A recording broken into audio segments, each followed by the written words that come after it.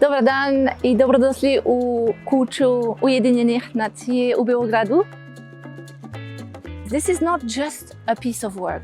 This is not just an urban mural. We hope that it can serve as a reminder of our own responsibility towards nature, towards biodiversity, and a reminder, an understanding of what biodiversity does for the people in Serbia and for humanity in general.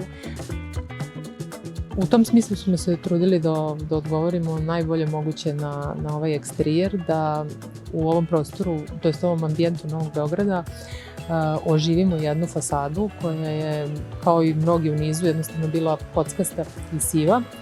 So really, what we want to do with this mural is show everyone who is going by, and first the beauty, the diversity, but also the importance of preserving biodiversity, and also of bringing biodiversity back into the urban space, back into the city. And this is a very important element for Belgrade and for the future of the citizens of Belgrade.